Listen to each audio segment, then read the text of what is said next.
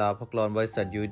ดีกับกลายเป็นล่ามแปลภาษาซะงั้นพามาดูบรรยากาศพาหัวหน้าคนญี่ปุ่นเที่ยวกันครับเนี่ยหมูหันตัวนี้18โลก็1,800เนาะให้ติปเขาเป็นพันไปอีกตัวชาโจ้ของหมีครับหรือว่าเจ้าของบริษัทนี่แหละจะมาไทยทุกๆปีครับปีนี้ตัวหมีอยู่ไทยครับก็เลยให้เป็นไกด์นำเที่ยวเห็นบอกว่าเคยไปกินมาที่ไต้หวันแล้วเขาบอกว่าแข็งมากขับรถจากกรุงเทพไปตลาดน้ำราชบุรีประมาณเกือบ100 โลนี่แหละพาไปแวะหมูย่างร้านนี้คือแบบพากันยืนทายแบบติดใจ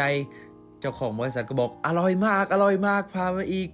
พอเสร็จแล้วก็พาไปตลาดแม่กลองครับหรือว่ารถไฟที่วิ่งผ่านนี่แหละคือตัวหมีอะรู้ว่าเขาเป็นคนมีตังค์อยู่แล้วแหละไอ้ที่สวยๆงามๆให้เขาไปเที่ยวเองแต่ถ้ามาไทยทั้งทีก็อยากให้ซึมซับบรรยากาศแบบไทยจริงๆตลาดบ้านเราเลยครับกินปลากินอะไรก็คือสุดๆแต่เขาชอบมากก็ซื้อเงาะซื้ออะไรให้ชิมโอ้ยดีใจกันมากไม่เคยกินเงาะกันครับตอนรถไฟเราวิ่งผ่านละท้ายใหญ่เลยนี่คนเสื้อดำก็คือเจ้าของบริษัทส่วนเสื้อขาวก็เป็นหัวหน้างานครับเดี๋ยวคลิปต่อไปพาไปเที่ยวตลาดน้ำบ้านเรารอดูกันว่าเขาจะว้าวอะไรในบ้านเราบ้าง